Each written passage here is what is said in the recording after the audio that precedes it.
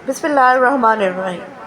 हजूर नबी अकरम सल्लल्लाहु अलैहि वसल्लम की उम्र मुबारक जब 7 बरस की हुई तो सरकार की आंखें दुखने लगीं। आपके दादा हजरत अब्दुल मुत्तलिब ने आपका बड़ा इलाज करवाया, मगर सरकार की आंखें ठीक नहीं हुई। हजरत अब्दुल मुत्तलिब बड़े परेशान कि अब क्या किया जाए। बड़ा इलाज करवाया लेकिन पोता ठीक नहीं हो रहा। आप परेशान बैठे सोच रहे थे कि किसी जानने वाले ने कहा, ऐ सरदारे मक्का, परेशान न हो।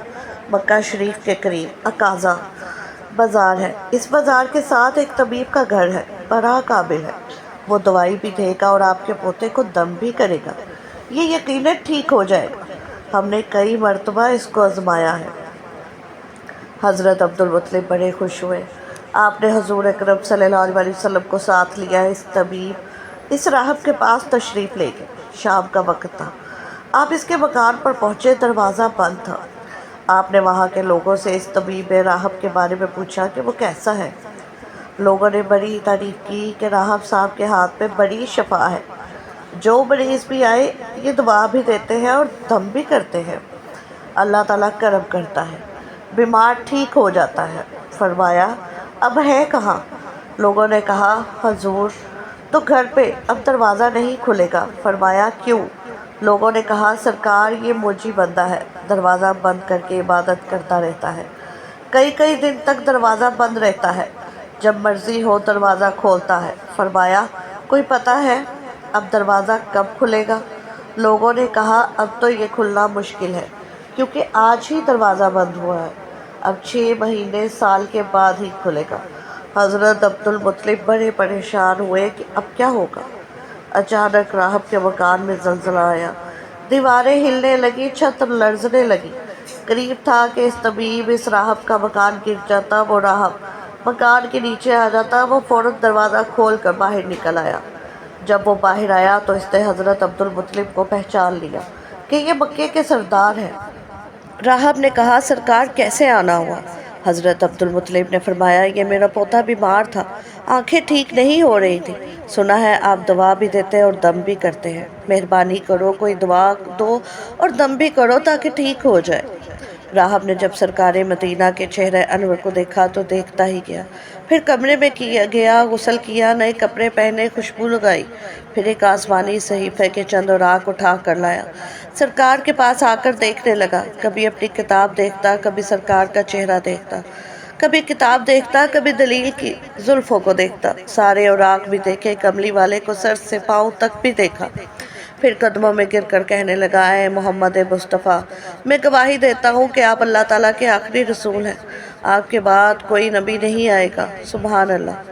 अज़मत मुस्तफ़ा के अभी ऐलान नबूवत फरमाया नहीं, लेकिन राहब पहले कलमा पढ़ कर गवाही दे रहा है। हज़रत अब्दुल मुत्तलिब राहब की बात सुनकर बड़े खुश हुए। फरमाया, राहब साहब, जिस काम के लिए हाज़िर हुआ हूँ वो जल्दी करें। राहब ने कहा, कौन सा काम? फरमाया, मेरे पोते को दुआ भी दो, दम भी करो ताकि इसकी आंखें ठीक हो जाएं। राहब ने कहा, हज़रत आप क्या कह रहे हैं, मैं इसका इलाज करूं?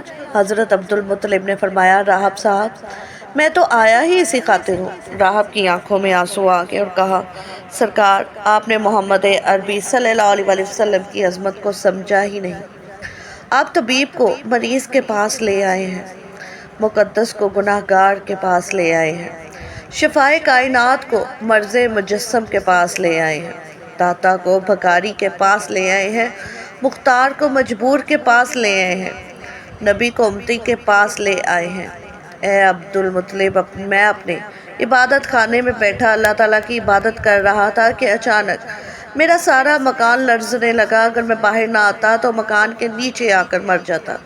ऐ सरदार मक्का, तेरा ये पोता बड़ी शान वाला है, बड़ी अजमत वाला है, बड़े मकाम वाला है। देख, इसके चेहरे से नूर के फवारे निकल रहे हैं। कायनात के यहूदी इसके दुश्मन हैं।